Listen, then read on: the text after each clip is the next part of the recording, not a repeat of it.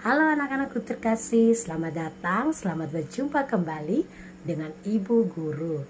Hari ini kita masuk di pelajaran yang kedua tentang anggota keluargaku. Anak-anak, sebelum kita melihat materi pada hari ini, mari kita sama-sama mengetahui tujuan dari pembelajaran yang akan kita capai ya. Apa saja tujuannya? Mari kita simak bersama-sama.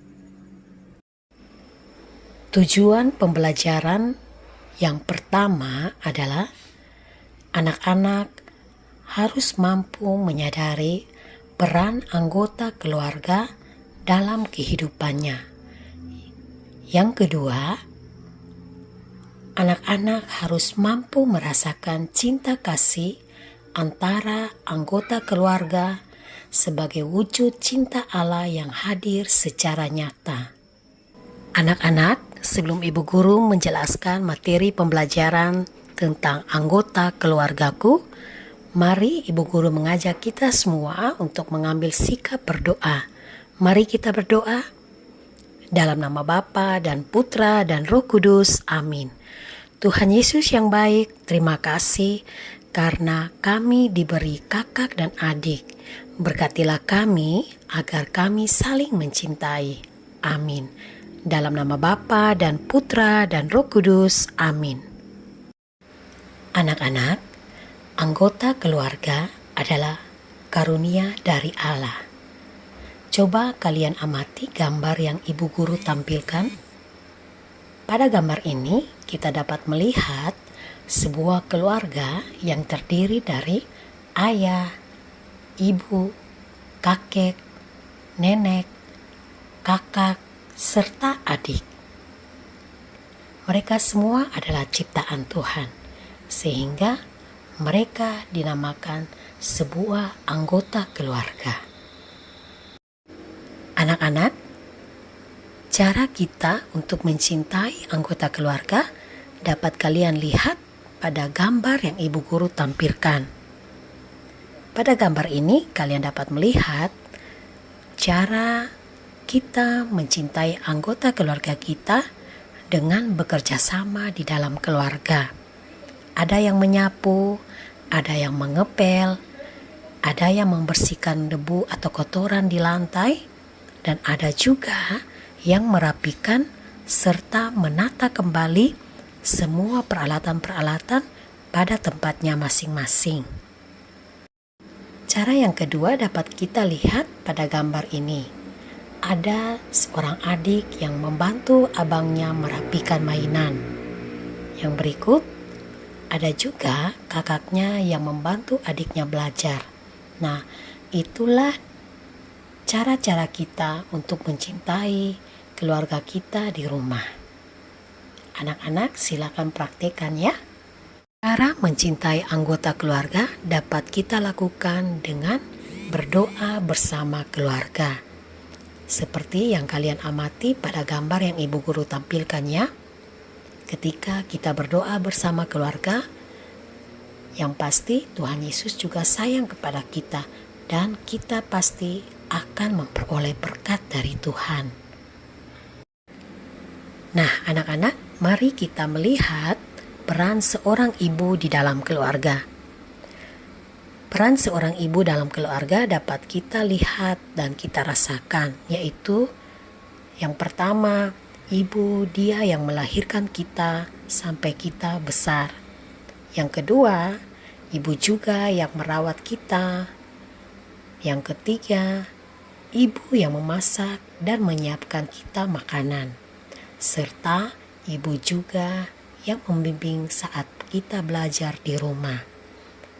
Nah, anak-anak, kita patut bersyukur kepada Tuhan karena Tuhan telah memberikan kita seorang ibu yang hebat dan kita perlu bangga ya karena kita memiliki ibu yang bisa merawat kita, melahirkan kita, memasak, dan membimbing kita. Mari kita sama-sama melihat peran seorang ayah dalam keluarga. Peran seorang ayah yang pertama yaitu ayah bekerja mencari nafkah untuk memenuhi kebutuhan hidup di dalam keluarga. Yang kedua, ayah juga dapat mendidik dan mengantar kita ke sekolah. Yang ketiga, ayah juga yang melindungi kita semua di dalam keluarga dari segala macam bahaya. Yang keempat, ayah juga yang menemani kita saat kita bermain, saat kita belajar, dan masih banyak lagi. Nah, anak-anak, coba kalian bayangkan betapa hebatnya ayah kalian ya.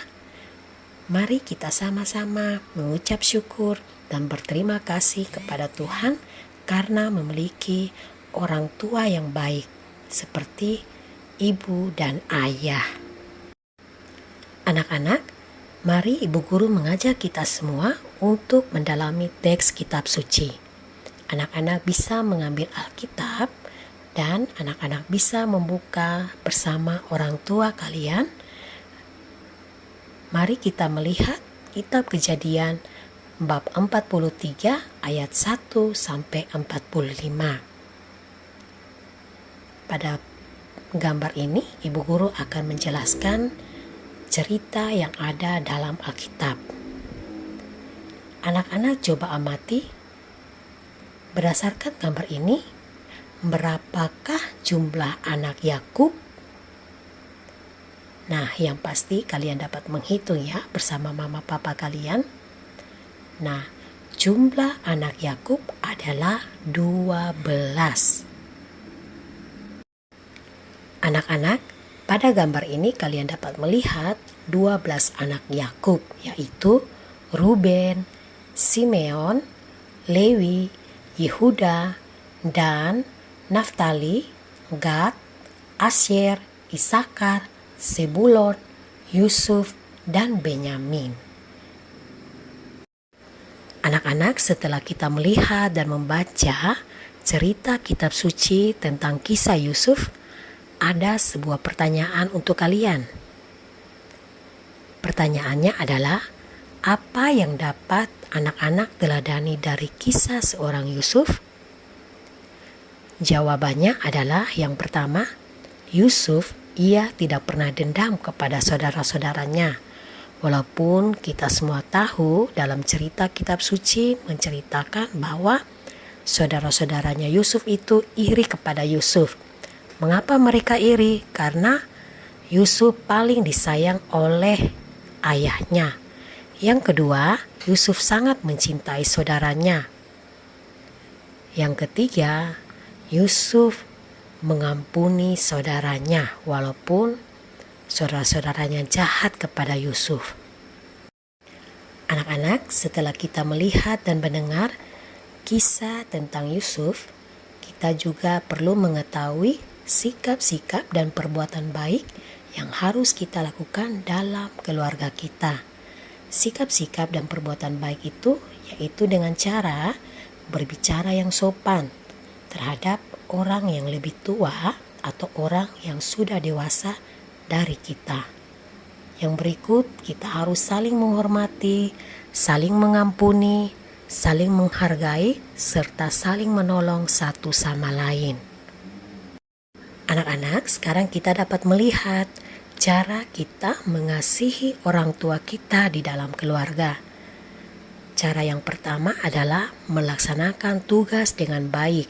Ketika ayah atau ibu kita meminta bantuan kepada kita, kita harus laksanakan. Yang kedua, kita juga perlu menghormati dan menghargai orang yang lebih tua dari kita ya. Yang berikut, kita harus hidup rukun di dalam keluarga kita masing-masing. Serta kita juga perlu mendoakan orang tua kita ketika mereka sakit atau ketika mereka mendapat kesusahan atau sedih. Nah, oleh karena itu kita perlu melaksanakan semua perbuatan-perbuatan baik itu dalam kehidupan kita sehari-hari ya.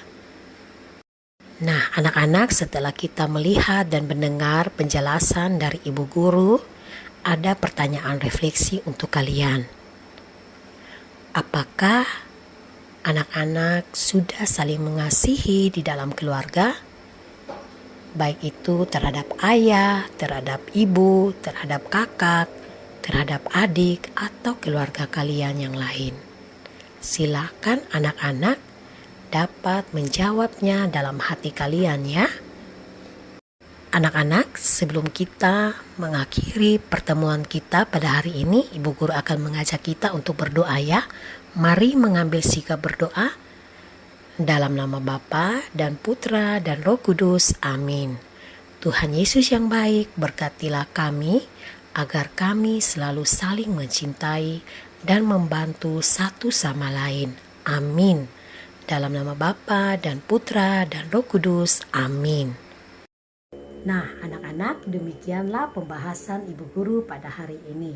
Semoga apa yang anak-anak lihat dan apa yang anak-anak dengar dapat anak-anak pahami dan mengerti ya. Tetap semangat dan jaga kesehatan. Kita akan berjumpa di pertemuan yang berikut. Salam.